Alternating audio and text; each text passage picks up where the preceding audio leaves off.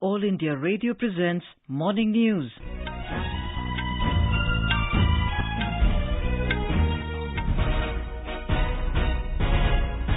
Good morning. I'm Anuja Kumar and with me is Subhadra Ramachandran. The headlines. India crosses landmark milestone of 4 crore COVID vaccinations. Centre asks states and union territories to ensure strict compliance of appropriate behaviour to curb rising cases of coronavirus. Punjab government announces closure of educational institutions till March 31st. Madhya Pradesh government to impose lockdown in Indore, Bhopal and Jabalpur every Sunday.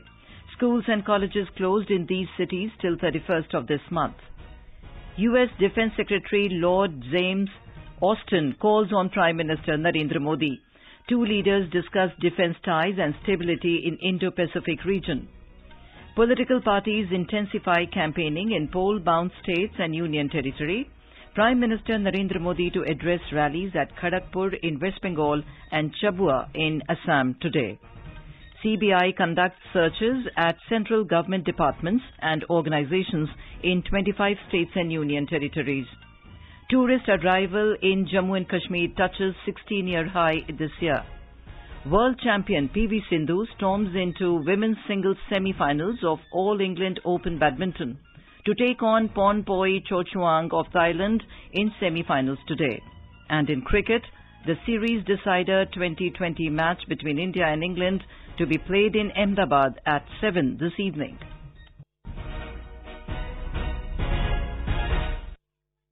As the nation fights the COVID-19 pandemic, we begin with a message of precaution to stay safe and protected by following these 3 simple steps.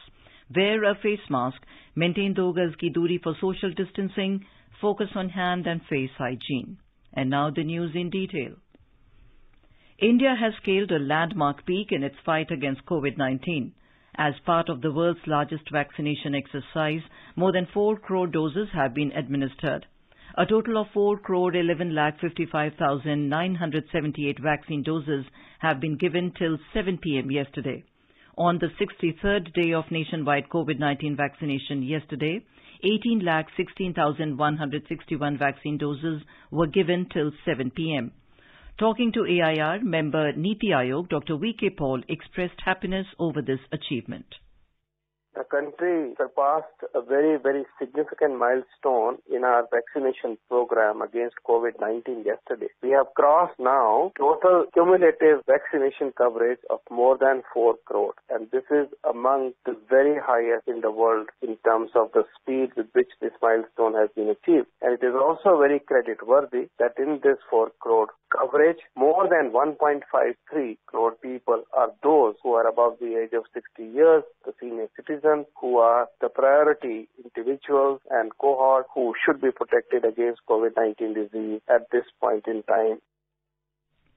The government has reiterated that COVID-19 vaccines are safe and there should be no doubt on their efficacy.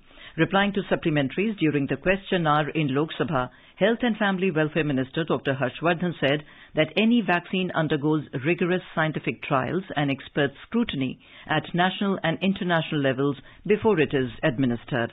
The Health Minister said minimal side effects have been reported with regard to COVID-19 vaccines in the country so far. He urged the people to come forward to take COVID-19 vaccines. लगभग 3.5-4 करोड़ लोगों को doses लग गई हैं, जिसमें अगर आप side effects देखेंगे तो 0.000432 ये वैक्सीन के बारे में भारत का ये साइड इफेक्ट है. इसलिए जो चीज साइंटिफिक स्क्रूटनी और विश्लेषण से बाहर आती है और जब उसका इस्तेमाल होता है, इतने सारे दुनिया में एक्सपर्ट्स उसको सारे बातों का ध्यान करके करते हैं. हम देश के लोगों को भी ये कहना चाहते हैं कि वैक्सीन के बारे में कोई अपने मन में किसी भी प्रकार का भ्रम न रखें और आपको जो सुविधा उपलब्ध कराई है, भारत सरकार ने उस सुविधा को अपने निकट के सरकारी या प्राइवेट अस्पताल में जाकर और एक फोन से अपनी बुकिंग कराकर आप उस वैक्सीन को लीजिए, अपने को सुरक्षित करिए, अपने मित्रों को, अपने परिवारजनों को, समाज में सबको सुरक्षित करने का काम करिए. The Home Minister has instructed all the states and union territories to take necessary steps to promote COVID-19 appropriate behavior among people and ensure strict enforcement of safety measures to curb the rising cases of COVID-19 in the country. In a letter written to all the chief secretaries of states and administrators of union territories by the Home Secretary Ajay Bhalla, it is stressed that guidelines for surveillance, containment and caution must be strictly followed. It is also asked to ensure wearing of masks, hand hygiene and social distancing.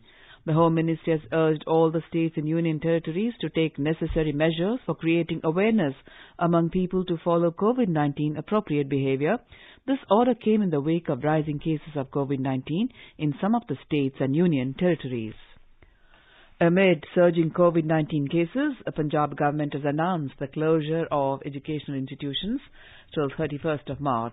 School Education Department has also decided to postpone exams of all classes till 31st of this month.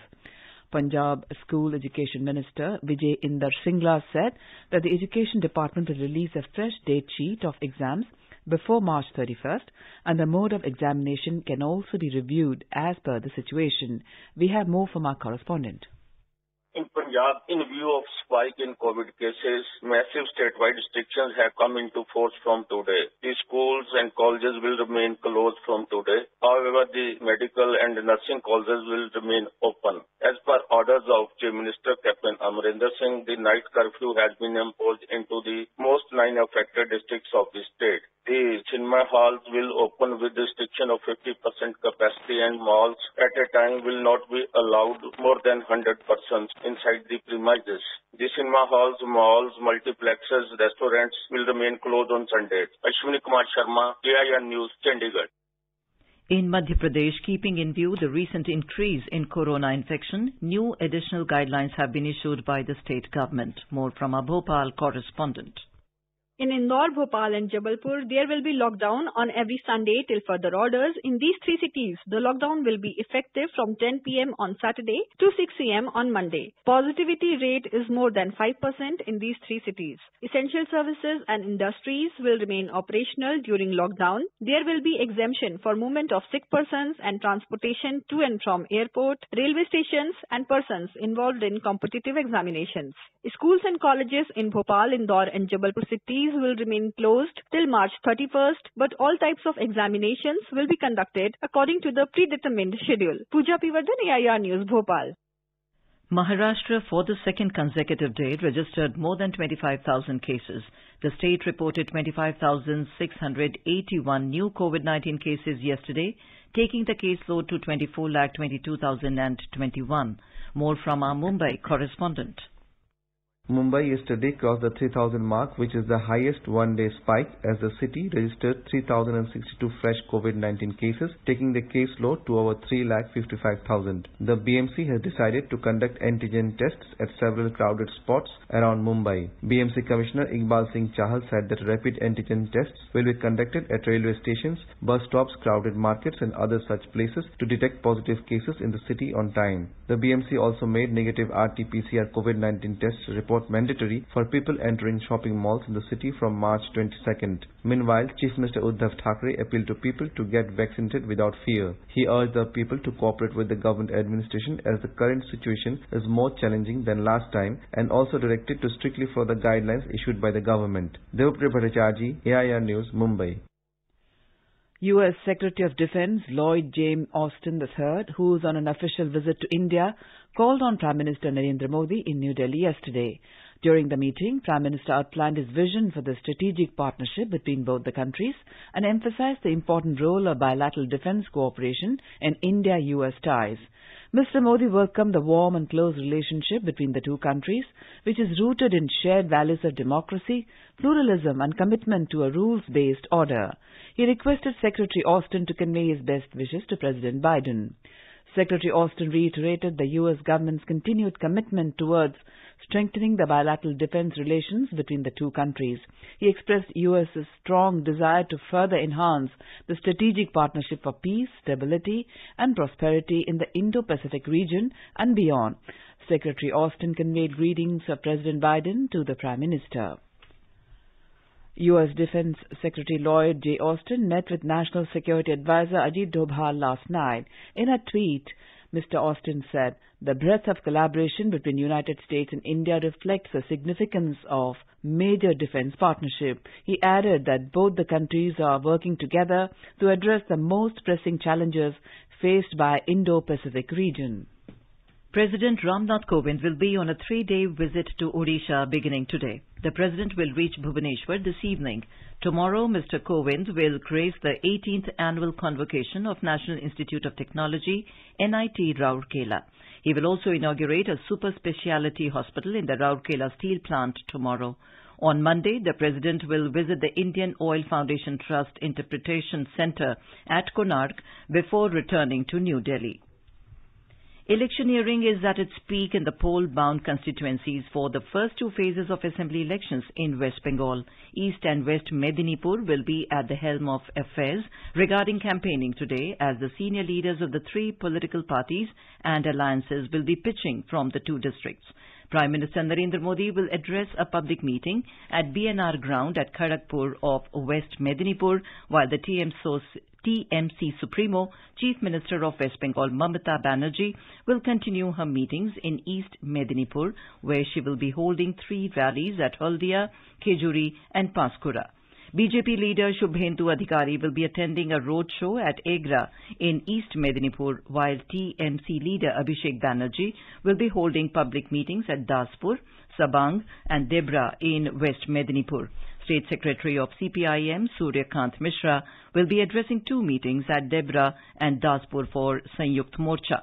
Polling for the first phase of assembly elections will be held on 27th of this month at 30 constituencies, while another 30 assembly seats will go for polls in the second phase on the 1st of April. Scrutiny of nominations for the third phase of polling will be held today. Filing of nominations ended yesterday. In this phase, polling will be held at 31 seats on the 6th of April. In poll-bound Assam, Patarkuchi Assembly has become one of the center of attraction for voters as well as political analysts. The seat is likely to witness a contest between the 2 senior leaders. We have a report from our Guwahati correspondent. The arrival of State BJP President Ranjit Kumar Das has made the Patasargusi more attractive, which is otherwise known for quality education and art and culture. The BJP has fielded Mr. Das at Patasargusi this time instead of Sarvog seat. He won the last 2 polls at Sarvog Assembly seat in Barpeta district. This time, he will face the working president of Assam Jatiya Parishad, Pabindra Deka, who won the seat in 2016 by a margin of over 50,000 votes. However, in 2016, he fought the election in Assam Gana Parishad ticket. Apart from them, the Congress has given ticket to youth leader Shantanu Sharma. There are 1.36 lakh voters at Patasargusi. Manas Pratim Sharma, AR News, Guwahati. Senior BJP leader and Prime Minister Narendra Modi will be in West Bengal and Assam today and tomorrow. He will address rallies in Kharagpur in West Bengal and Chabua in Assam today.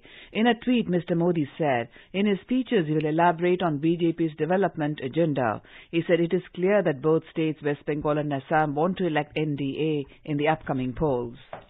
In Tamil Nadu, campaigning is going on for the state assembly elections. The state will be witnessing single-phase elections and all the assembly constituencies will go to polls on the 6th of April. Polling for the by-election for the Kanyakumari Lok Sabha seat will also be held simultaneously. The total strength of the House is 234, out of which 44 seats are reserved for the scheduled castes and 2 seats are reserved for the scheduled tribes. Presently, there are 4 vacancies in the House.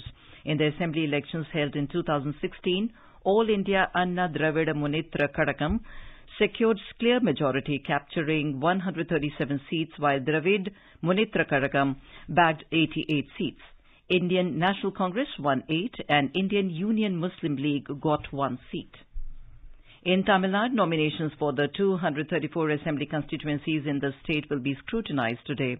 A total of 7,101 contestants, including 1,046 women and 3 transgenders, filed their nominations yesterday. 23 contestants filed nominations for the Lok Sabha by-poll to be held in Kanyakumari.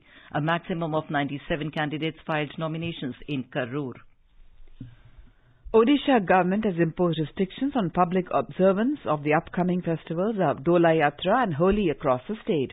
In an order issued yesterday, the Special Relief Commissioner of the state has said that as a COVID-19 containment measure, Festival of Holi on 28th and 29th of this month shall not be observed in public places, including public roads. We have more from our Odisha correspondent.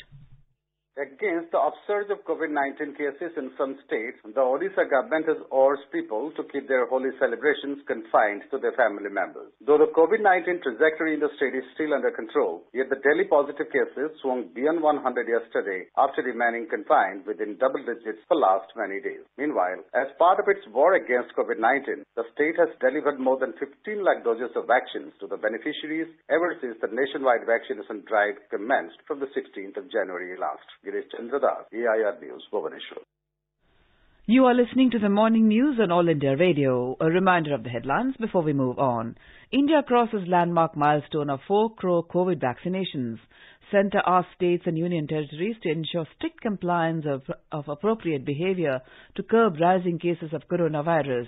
Punjab government announces closure of educational institutions till March 31. Madhya Pradesh government imposed lockdown in Indore, Bhopal and Jabalpur every Sunday. Schools and colleges closed in these cities till 31st of this month. U.S. Defense Secretary Lloyd James Austin calls on Prime Minister Narendra Modi. Two leaders discuss defense ties and stability in Indo-Pacific region. Political parties intensify campaigning in poll-bound states and union territory. Prime Minister Narendra Modi to address rallies at Kharagpur in West Bengal and Chabua in Assam today. CBI conducts searches at central government departments and organizations in 25 states and union territories. Tourist arrival in Jammu and Kashmir touches 16-year high this year. World champion PV Sindhu storms into women's singles semi-finals of All England Open Badminton to take on Pornpavi Chochuang of Thailand in semi-finals today. And in cricket, the series decider 2020 match between India and England to be played in Ahmedabad at 7 this evening. For quick news updates round the clock, follow us on our Twitter handle at AIR News Alerts. चलो मिलकर एक शुरुआत करें, चलो एक फैसला आज करें, मास्क नहीं तो टोकेंगे, कोरोना को रोकेंगे, चलो एक इरादा करते हैं, चलो खुद से वादा करते हैं, मास्क नहीं तो टोकेंगे, कोरोना को रोकेंगे. Welcome back to the morning news on All India Radio. The government has set a target to make India the #1 tourist destination and focusing on doubling the number of international tourists coming to India by 2024. Replying to a discussion in Rajya Sabha on the working of his ministry, Tourism Minister Prahlad Singh Patel said several steps have been taken to revive the tourism sector, which was deeply affected due to COVID-19 pandemic. He said all aspects of tourism, including wellness, adventure, yoga, are being promoted to attract more tourists to India. He said the tourist footfall in Jammu and Kashmir this year has broken the record of the last 16 years. Jammu Kashmir के बारे में बात की है. मैंने राज्यसभा के उत्तर में ही यहाँ जवाब दिया था. मैंने जनवरी 2020 का आंकड़ा दिया था और जनवरी 2021 का आंकड़ा दिया था. हमने जम्मू कश्मीर यूटी बनने के बाद और मैं कारगिल में एक कार्यक्रम में गया था, IISM गुलमर्ग के कार्यक्रम में. वहां पर हमने कारगिल में उसकी ब्रांच खोली. तो मैं श्रीनगर से जब वापस आया तो स्वाभाविक है कि मैं पर्यटन मंत्री हूँ तो स्टेक होल्डर से पूछूंगा, वहां के अथॉरिटी के लोगों से पूछा. पिछले 16 वर्ष के अनुभव ऐसे है कि इससे ज्यादा टूरिस्ट कभी नहीं आया. जनवरी 2020 में श्रीनगर में जो पर्यटक गए थे वो 3,700 कुछ थे और इस बार जनवरी 2021 में आंकड़ा 19,042 है. मुझे लगता है कि हमको आंकड़े सुधारने चाहिए. The minister said domestic tourism has witnessed significant growth after the government initiative of Dekho Apna Desh. He said centre is committed to develop tourist destinations in different parts of the country and ready to provide funds in this regard. Saying that the centre and state should work together to boost the tourism industry, the minister added that if the states complete one project, centre will immediately release funds for another project. The Finance Minister, Nirmala Sitharaman, has said that India has committed budgetary resources for resilient infrastructure and it is in the process of setting up a national bank for funding infrastructure investments. She was speaking at a virtual session organized by Coalition of Disaster Resilient Infrastructure, CDRI, in New Delhi. Ms. Sitharaman cited 3 concrete steps taken by India in building infrastructure. They are creating institution structures, big thrust on monetizing assets, and enhancing share of capital expenditure in central and state budgets. She said India announced National Infrastructure Pipeline in December 2019 and is the first of its kind whole-of-government exercise ever undertaken by the government. She said the government has also adopted a 2-pronged strategy, including International Solar Alliance, which is aimed at global agenda of climate change mitigation. The Central Bureau of Investigation has conducted nationwide joint surprise checks at premises of central government departments and organizations in more than 25 states and union territories. The joint checks were conducted in the premises of around 30 departments and organizations of the Government of India. These joint surprise checks were conducted to unearth any wrongdoing at places which are prone to corruptible practices, while rendering services or implementing projects of the Government of India at the cutting-edge level. Various cities and towns where the surprise checks were conducted include Shillong, Agartala, Guwahati, Imphal, Agra, Allahabad, Ahmedabad, Gandhinagar, Goa, Coimbatore, Manali, Mumbai, Howrah, Delhi, Bangalore, Hyderabad, Jaipur, Visakhapatnam, Patna, Ranchi, Dhanbad and Cochin. The departments where surprise checks were conducted by the CBI include Food Corporation of India, Railways, BSNL, GST, Postal Department, CSD Godown, North Coalfields Limited, Indian Oil Corporation, CPWD and Military Engineering Service. Secretary, Department of Investment and Public Asset Management, DIPAM, Tuhin Kanta Pandey has said that GAIL buyback of shares have been fully subscribed. In a tweet, Mr. Pandey said the government received 747 crore rupees out of total buyback size of 1,046 crore rupees.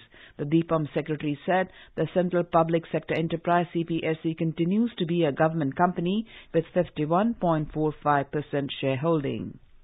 India has strongly condemned the terrorist attack at a security post in Tessit in the Gao region in Mali that resulted in the killing of 33 Malian soldiers on 15th of this month. India extended deepest condolences to the families of the soldiers as well as the people and the government of Mali and wish for a speedy recovery of all the other injured soldiers. India's badminton queen PV Sindhu defeated Japanese Akane Yamaguchi in women's singles quarterfinals to book her place in the semi-finals of the All England Open. Sindhu came back brilliantly after losing the first set 16-21. In a nail-biting event, Sindhu kept her composure and won the last 2 sets 21-16 and 21-19. She will now face Pornpoi Chonchuang from Thailand today. Earlier, Lakshya Sen was knocked out in the quarterfinals of the men's singles after losing to Netherlands' Mark Carl Liu. In cricket, the 5th and final 2020 between India and England will be played at the Narendra Modi Stadium in Ahmedabad today. The match is scheduled to begin at 7 p.m. Having outsmarted England in challenging conditions, the confident India will back themselves to win the series decider. It was the first time in the series that the team batting first went on to win the game. The 5-match series is levelled 2-2 now. In table tennis, the star Indian pair of Achanta Sharat Kamal and Manika Batra made their way into the mixed doubles final at the Asian Olympic qualification tournament after they defeated Singapore's Koin Pang Yu-Yin and Lin Ye 4-2 in the last 4 clash in Doha yesterday.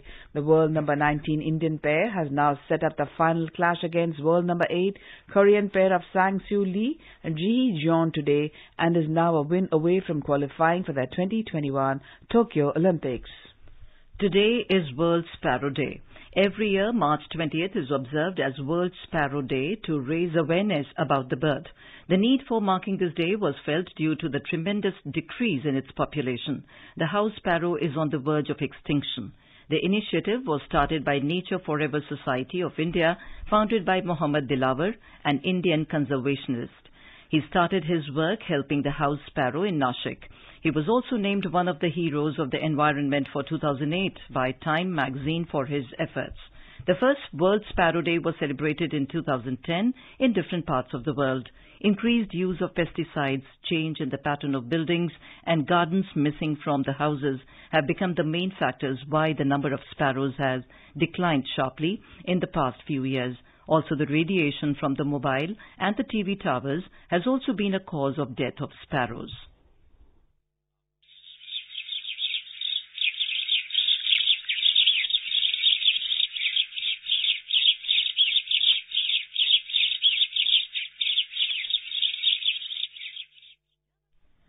Now let us take a look at the weather forecast for today.